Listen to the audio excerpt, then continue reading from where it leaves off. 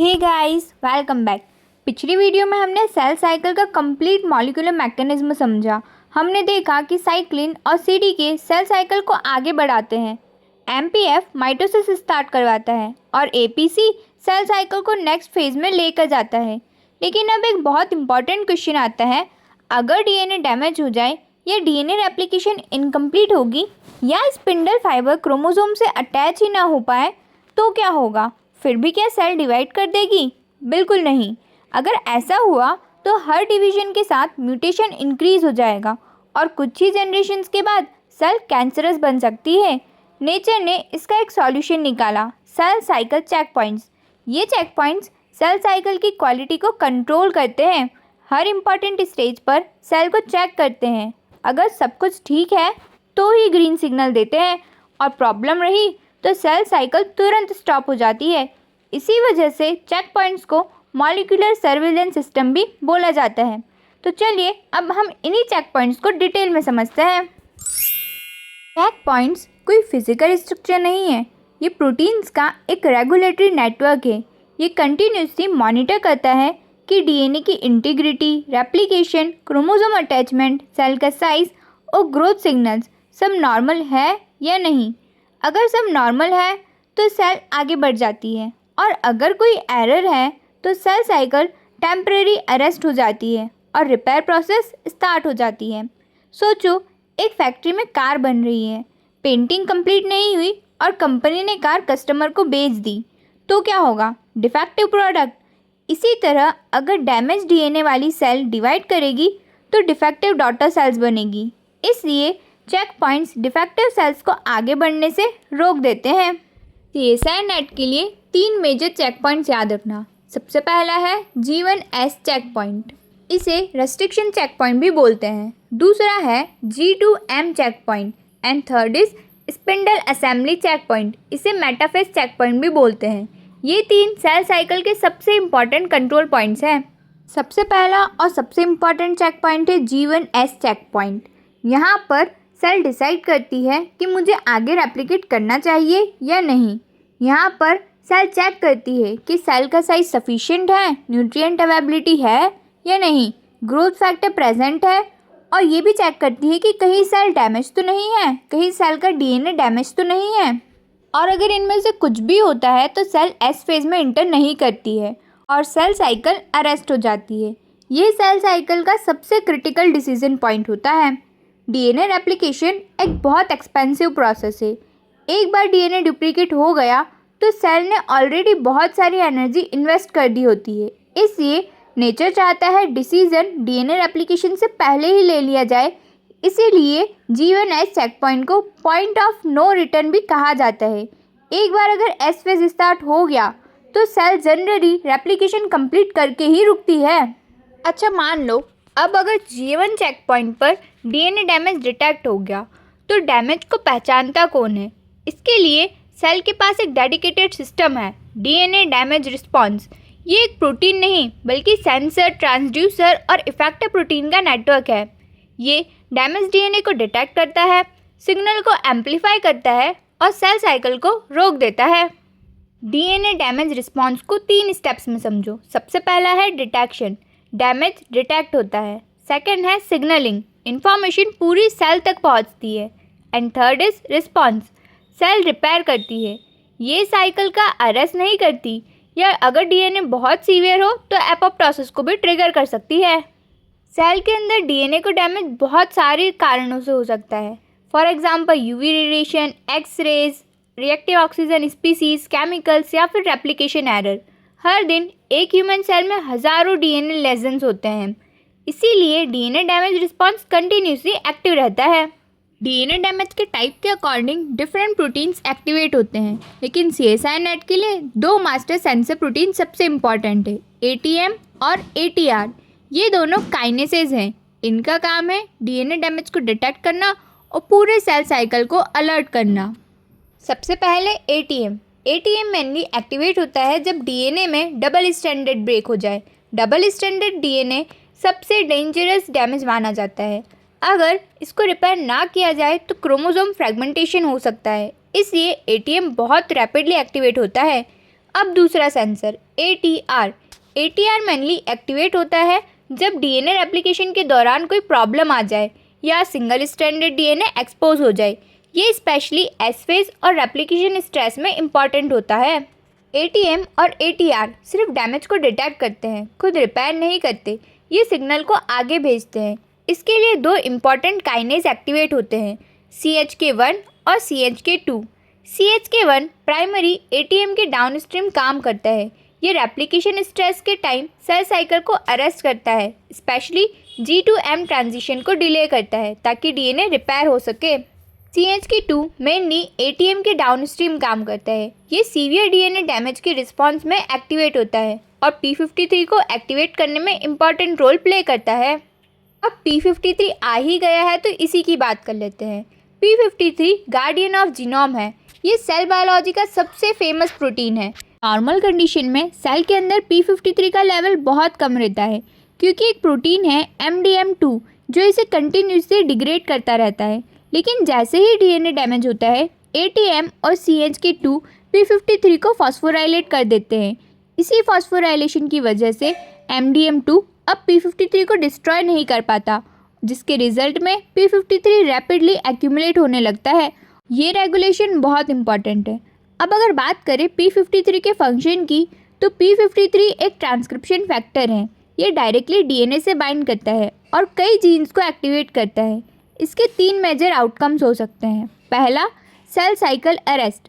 सबसे पहले cell cycle temporary stop होता है ताकि रिपेयर के लिए टाइम मिल सके। दूसरा है DNA repair. P53 repair related genes को एक्टिवेट करता है। अगर रिपेयर सक्सेसफुल हो जाए तो सेल साइकिल फिर से कंटिन्यू हो सकती है। And third is apoptosis. अगर डीएनए डैमेज इररिपेरेबल हो तो P53 एपोप्टोसिस को ट्रिगर करता है, यानी सेल को सैक्रिफाइस कर दिया जाता है। ये बॉडी के लिए एक सेफ ऑप्शन होता है। इसी वजह से P53 को ट्यूमर सप्रेसर जीन भी बोला जाता है। अब एक और प्रोटीन P21, ये डायरेक्टली P53 के कंट्रोल में होता है। P53 एक्टिव होते हैं और P21 सिंथेसाइज होता है और P21 का काम है साइक्लिन CDK कॉम्प्लेक्स को इनहिबिट करना, यानी कि सेल साइकिल को अरेस्ट करवाना। अब आते हैं दूसरे फेमस ट्यूमर सप्रेसर पर, रेटिनोब्लास्टोमा प्रोटीन RB। RB का काम बिल्कुल अलग है। ये नॉर्मली E2F ट्रांसक्रिप्शन फैक्टर को बाइंड करके इनएक्टिव रखता है, यानी RB एक ब्रेक है। E2F ये एस फेज के जीन्स को एक्टिवेट करता है, डीएनए रेप्लिकेशन के लिए रिक्वायर्ड प्रोटीन्स बनवाता है। लेकिन जब तक RB इसे पकड़ कर रहेगा तब तक डीएनए रेप्लिकेशन स्टार्ट नहीं होगी। यही है बहुत इंपॉर्टेंट रेगुलेशन। याद है हमने पिछले वीडियोस में साइक्लिन D CDK4/6 कॉम्प्लेक्स देखा था। ये कॉम्प्लेक्स RB को फॉस्फोराइलेट करता है। जैसे ही RB फॉस्फोराइलेट होता है वो E2F को रिलीज कर देता है। E2F एक्टिव हो जाता है और एस फेज के जीन ऑन हो जाते हैं। डीएनए रेप्लिकेशन शुरू हो जाता है। सीधी सी बात है, अगर डीएनए डैमेज हुआ तो ATM, ATR, CHK1, CHK2 को एक्टिवेट करके P53 का एक्टिवेशन कराएंगे, जो P21 को एक्टिवेट करने के बाद साइक्लिन D और CDK का इनहिबिशन करेगा और सेल साइकिल अरेस्ट हो जाएगी। और नॉर्मल ग्रोथ के time growth factor cyclin D को CDK4/6 को एक्टिवेट करेंगे, जो RB का फॉस्फोराइलेशन करेंगे। E2F रिलीज होगा, एस फेज में इंटर करेगा, यानी सेल साइकिल को एक्सेलरेट करने और रोकने दोनों के लिए अलग अलग पाथवेज हैं। यहाँ तक G1S चेक पॉइंट कम्प्लीट होता है, लेकिन सेल साइकिल में सिर्फ एक चेक पॉइंट नहीं होता। अगर डीएनए रेप्लिकेशन के बाद कोई एरर आ जाए तो उसके लिए भी एक चेक पॉइंट होता है, G2M चेक पॉइंट। ये चेक पॉइंट G2 फेज के एंड पर प्रेजेंट होता है। यहाँ सेल एक फाइनल इंस्पेक्शन करती है और सेल से क्वेश्चन पूछे जाते हैं, क्या डीएनए रेप्लिकेशन कंप्लीट हो गया, क्या डीएनए डैमेज रिपेयर हो चुका है, क्या सेल माइटोसिस के लिए तैयार है। अगर इसका आंसर येस है तो MPF एक्टिवेट होता है और सेल माइटोसिस में इंटर करती है, और अगर नो तो CDC25 इनहिबिट हो जाता है, MPF इनएक्टिव रहता है और सेल G2 फेज में ही अरेस्ट हो जाती है। तो चलिए अब इन्हें ही हम डिटेल में समझते हैं। सोचो अगर डीएनए रेप्लिकेशन पूरी ही नहीं हुई और सेल माइटोसिस में चले गया, क्या होगा? डॉटर सेल इनकम्प्लीट जीनोम मिलेगा और ये बहुत लीथल भी हो सकता है। इसलिए G2M check point final quality inspection करता है। इसके बाद सेल साइकिल का लास्ट चेक पॉइंट आता है, स्पिंडल असेंबली चेक पॉइंट। इसको मेटाफेज चेक पॉइंट भी बोलते हैं। ये मेटाफेज के एंड पर ऑपरेट करता है। यहाँ एक ही क्वेश्चन पूछा जाता है, क्या हर क्रोमोसोम स्पिंडल फाइबर से प्रॉपरली अटैच हुआ है? अगर एक भी क्रोमोसोम अनअटैच है तो एनाफेज स्टार्ट नहीं होता और ये बहुत इंपॉर्टेंट सेफ्टी मैकेनिज्म है। सोचो, अगर 46 क्रोमोसोम में सिर्फ 45 ही स्पिंडल से अटैच है और सेल एनाफेज स्टार्ट कर दे तो एक क्रोमोसोम तो रैंडमली किसी भी डॉटर सेल में चले जाएगा, जिसके रिजल्ट में एन्यूप्लॉइडी। इसलिए एसएससी क्रोमोसोम सेग्रीगेशन की एक्यूरेसी को मेंटेन करके रखता है। अनअटैच्ड काइनेटोकोर प्रोटीन्स को MAD2 और BUB प्रोटीन को एक्टिवेट करते हैं। ये प्रोटीन्स APC को इनहिबिट कर देते हैं, जिसके रिजल्ट में सिक्योरिन डिग्रेड नहीं होता और सेपरेस इनएक्टिव रहता है। क्रोमोसोम सेपरेट ही नहीं होते। जैसे ही लास्ट क्रोमोसोम करेक्टली अटैच हो जाता है, मैड और बब प्रोटीन इनएक्टिवेट हो जाते हैं और APC एक्टिवेट, सिक्योरिन डिग्रेड होगा और सेपरेस एक्टिव, एनाफेज स्टार्ट हो जाता है। ये कंप्लीट इंटीग्रेशन जो है वो APC को यहीं कनेक्ट करता है सेल बायोलॉजी में। अब मान लो अगर DNA डैमेज डिटेक्ट हो गया, सेल साइकिल भी अरेस्ट हो गई, तो अब आगे क्या होगा? DNA रिपेयर ही होगा ना। CSI नेट में सेल बायोलॉजी में इसका डिटेल मैकेनिज्म नहीं है, लेकिन ओवरव्यू बहुत ज़रूरी है। सबसे पहले बात करते हैं BER, बेस एक्सीजन रिपेयर। ये यूज़ होता है जब सिर्फ एक डैमेज बेस रिप्लेस करना हो, for example oxidative damage, small chemical modification या कोई भी छोटा सा रिपेयर करवाना हो। फिर आता है NER, न्यूक्लियोटाइड एक्सीजन रिपेयर। ये बल्कि DNA लीजन्स को रिपेयर करवाता है, जैसे कि जब UV रेडिएशन से थाइमिन डायमर बन जाते हैं। अब नेक्स्ट है mismatch repair, MMR। DNA replication के बाद अगर गलत न्यूक्लियोटाइड इंसर्ट हो जाए तो MMR उस मिसमैच को आइडेंटिफाई करके रिपेयर करता है और रेप्लिकेशन की फिडिलिटी को मेंटेन करता है। Next is homologous recombination. अगर DNA में डबल स्ट्रैंड ब्रेक हो और सिस्टर क्रोमेटिड्स अवेलेबल हो तो होमोलोगस रिकॉम्बिनेशन यूज़ होता है। ये हाई फिडिलिटी रिपेयर मैकेनिज्म है, मेनली S और G2 फेज में एक्टिव रहता है। Next is non homologous and joining, NHEJ। अगर होमोलोगस टेम्पलेट अवेलेबल ना हो तो सेल ब्रोकन DNA एंड्स को डायरेक्टली ज्वाइन कर देती है। इसी प्रोसेस को बोलते हैं NHEJ। ये बहुत फास्ट है, लेकिन इसमें एरर के चांसेस भी होते हैं। DNA डैमेज को हम ज़्यादा डिटेल में नहीं देखेंगे क्योंकि हम इसको ऑलरेडी मॉलिक्यूलर बायोलॉजी में कवर कर चुके हैं। अब अगले क्वेश्चन की तरफ बढ़ते हैं। अगर रिपेयर सक्सेसफुल ना हो तब P53 डिसाइड करता है कि सेल को सर्वाइव नहीं करना चाहिए और एपोप्टोसिस को स्टार्ट कर देता है। इसीलिए सेल साइकिल और एपोप्टोसिस एक दूसरे से टाइटली लिंक्ड होते हैं। इमेजिन करो एक इंटरनेशनल एयरपोर्ट है। सिक्योरिटी गेट 1 पर डॉक्यूमेंट चेक होगा, ये हुआ G1S चेक पॉइंट। गेट 2 पर बोर्डिंग पास वेरीफाई होगा, ये हुआ G2M check point. And runway check पर प्लेन रनवे पर करेक्टली अलाइन है या नहीं, ये हुआ स्पिंडल असेंबली चेक पॉइंट। अगर किसी भी स्टेज पर प्रॉब्लम आती है तो फ्लाइट कैंसिल।